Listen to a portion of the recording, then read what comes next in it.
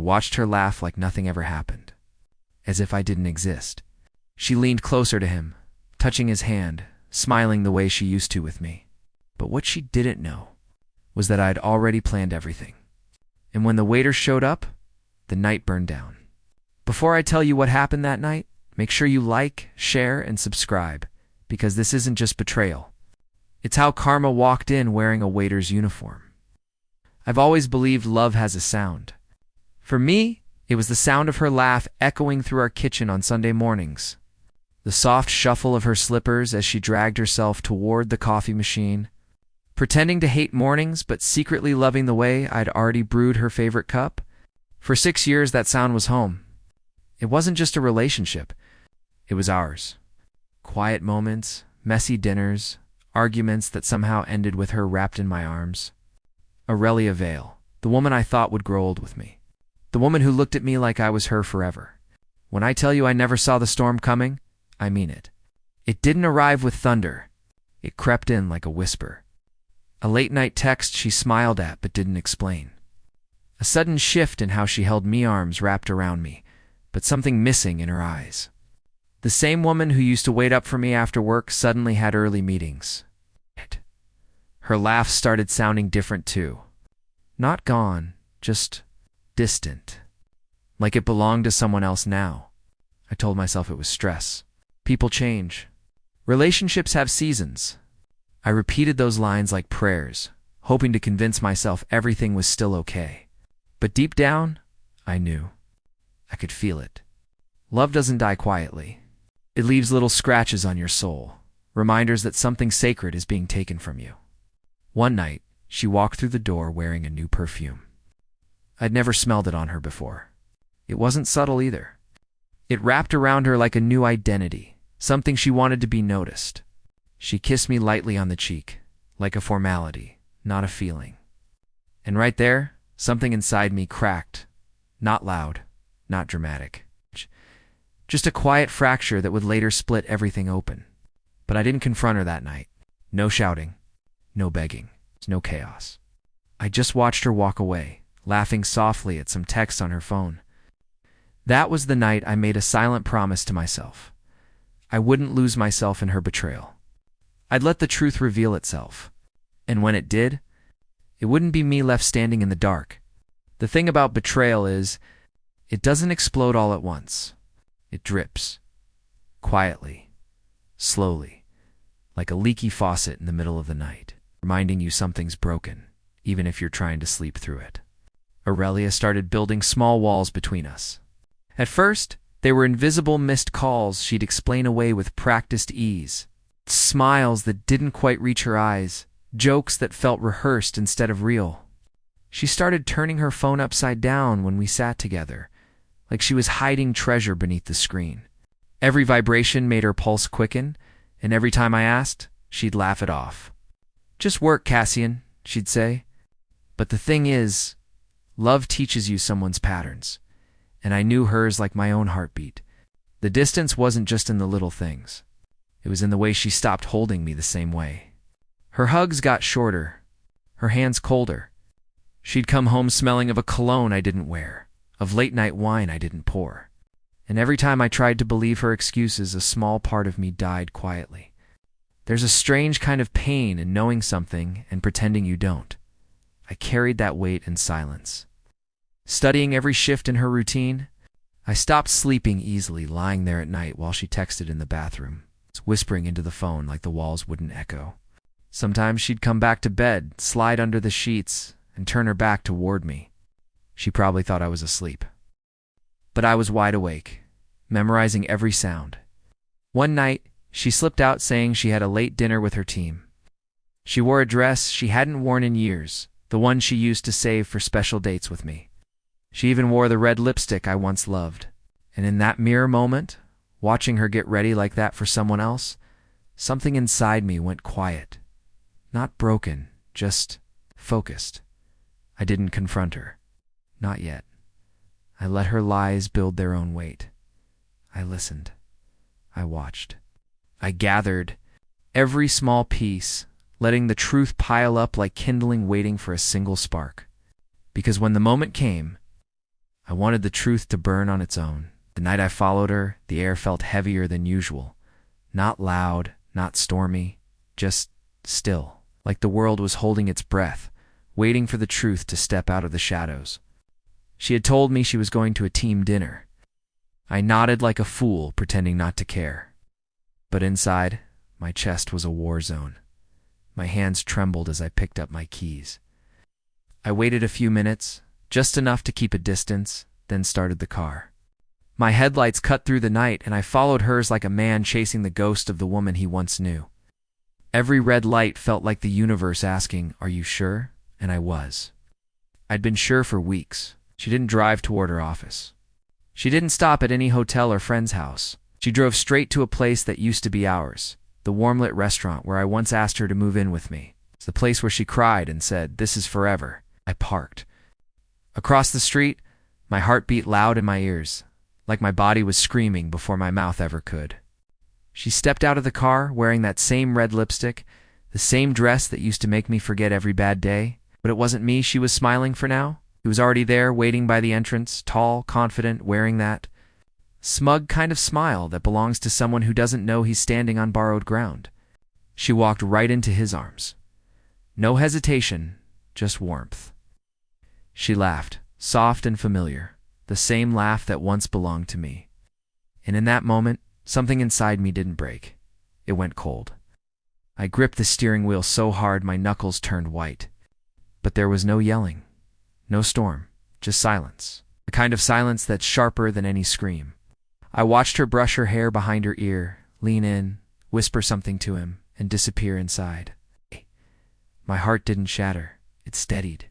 Because right there in the quiet, I made a decision. She could write her own script, then so could I, and my ending wouldn't be tears. It would be truth, served cold. When the world betrays you, you have two choices: break or build. I chose to build. Not walls, not excuses. A plan.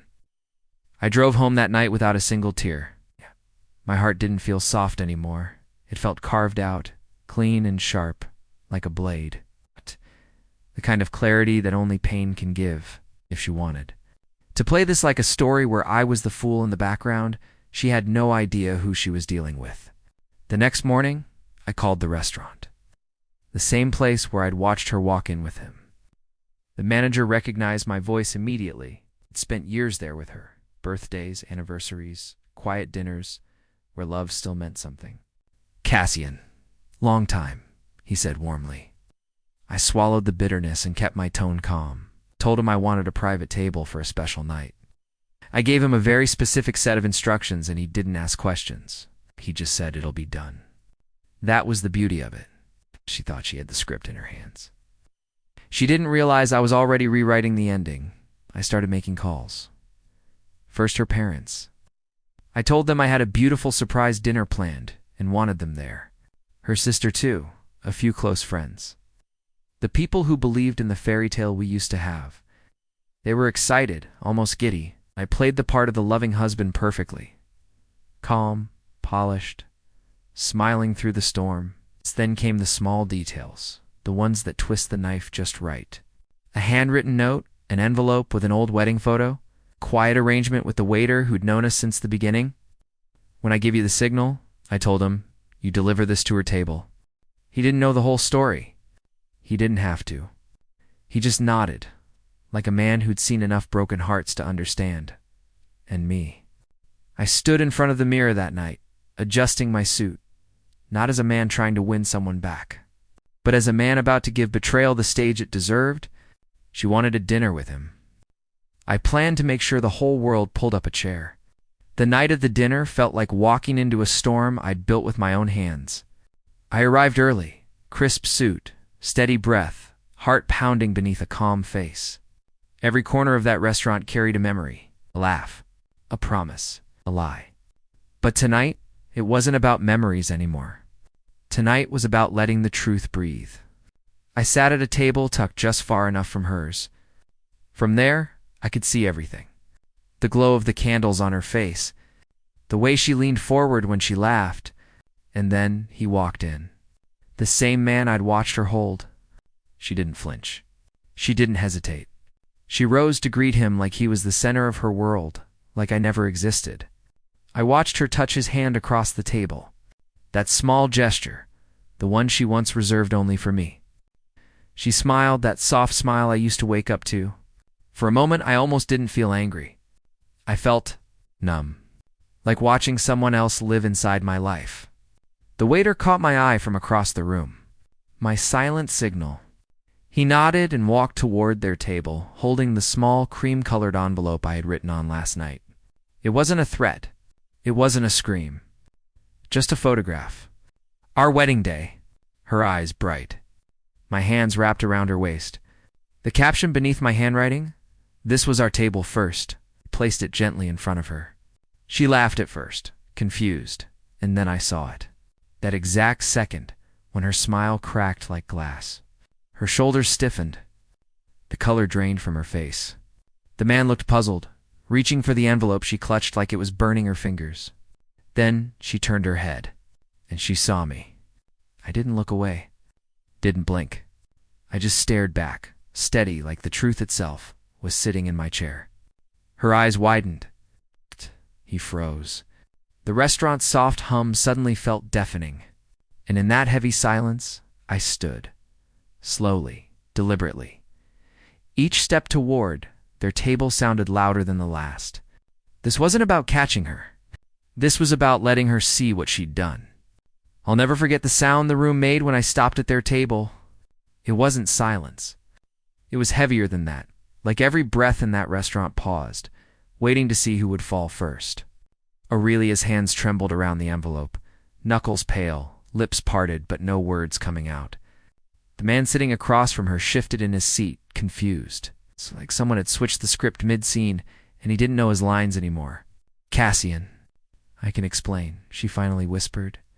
Her voice cracked in the middle like the guilt had finally found its way to her throat. I leaned down, resting both palms flat on the table between them. I didn't yell. I didn't need to. My silence was louder than any scream. Explain what? I said quietly. How this table was ours. And now it's yours and him? He tried to speak some weak, stumbling defense, but my eyes cut through him before he could form a full sentence. Do you even know she's married? I asked. His jaw locked, guilt flooding his face like cold water. That's when the room truly woke up. A few people turned their heads. The hum of quiet conversations stilled. Aurelia's parents walked in just then, right on cue. Her sister, too. They saw me, then saw her. And him. Her mother's hand flew to her mouth. Her father stiffened like a man watching something sacred collapse. She stood up, reaching for me, tears forming fast and messy. Cassian, please. It's not what it looks like. I stepped back. No, it's exactly what it looks like. And then came the sound I didn't expect, but I'll never forget. A sharp, clean slap. Her sister's hand met Aurelia's cheek before anyone could stop her.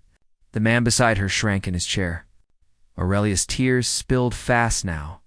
The picture in her hand crumpled, her perfect night crumbling into dust. You lied to everyone, I said softly. Not just me. She was shaking. The people she loved most were staring at her like they didn't recognize her anymore. That was the moment I realized I didn't need to destroy her. She'd already done that herself. The moment after the slap hung in the air like smoke, thick, choking, impossible to ignore. Aurelia's face was pale, her eyes red and glossy, mascara beginning to run. The man she'd chosen to bring here sat stiff, like someone caught in a fire he didn't start, but helped spread. In me, I was calm. I'd spent too many nights drowning in hurt. Tonight, I was the tide. The waiter returned then, carrying the bill on a silver tray. He placed it neatly between them with practiced grace. It's already been taken care of, he said softly, glancing my way. Her head snapped up. Confusion flickered in her eyes like the last light before darkness. That's right, I said, my voice steady. I paid for the dinner. After all, I've been paying for everything else, haven't I? A sharp breath escaped her mother. Her father's jaw clenched. And then slowly, I reached into my jacket and pulled out the envelope. Not the first one. A different one. The one I'd had a lawyer prepare weeks ago, the night I first knew she was lying. I placed it on the table between the untouched dessert and the cold remains of the night she thought was hers to control. "Divorce papers," I said simply. She flinched like the words themselves cut her. "Cassian." "Please," she whispered. Her voice was small now. No more practiced smiles. No more lies wrapped in perfume. Just a woman watching the life she built fall through her hands. I leaned closer, not with anger, with clarity. "This was your night, Aurelia. You planned it. I just made sure everyone had a front row seat." The man beside her pushed his chair back quietly, as if trying to slip away from the disaster he helped create. Her parents' disappointment filled the air louder than any scream. She reached for me once. Like a drowning person reaching for a shore, they burned themselves. But I stepped back. "You served me betrayal," I said, straightening my jacket. I just returned the plate. With that, I turned and walked out. No shouting, no tears. Just the sound of chairs scraping, whispers rising, and the world finally showing her the weight of her own choices. That was karma. Served warm. On her own table, the night air outside felt cleaner than it had in months. I remember standing on the sidewalk, hands in my pockets, watching the lights of the restaurant flicker behind me like the last scene of a story I didn't need to rewrite anymore. No screaming, no begging, no chaos. Just the sound of doors closing behind a woman who never thought I'd walk away with my head high. I got into my car, started the engine, and for the first time in a long while, my chest didn't ache. It was quiet in the kind of way that doesn't hurt, the kind of quiet that comes when a storm has finally spent itself. As the restaurant grew smaller in the rearview mirror, I realized something I hadn't felt in months. I was free. Aurelia lost everything that night. Not because I took anything from her, but because she handed it away, piece by piece. The trust, the laughter, the family's respect. It wasn't revenge that did it. It was the truth. And the truth has a way of breaking people far deeper than rage ever could. Weeks turned into months. Papers were signed. Her last name disappeared from mine. And the silence of an empty house became my teacher. I didn't rebuild fast. I didn't pretend I was unshaken. I took my time to breathe, to heal, to learn how to smile again without looking over my shoulder. She tried reaching out after it all. A few texts, a few calls. But some doors, once closed, should never open again. And I left mine locked, not out of hatred, but out of self-respect. I saw her once, months later, at a cafe we used to love. She looked smaller somehow, tired, alone. She glanced at me, but I didn't feel the anger I once carried. I just nodded, not out of love, but out of finality. I'd spent so long living in the wreckage she left. But karma doesn't always come with fireworks. Sometimes it's just peace. And that night at the restaurant, I didn't just serve her the truth, I served myself freedom.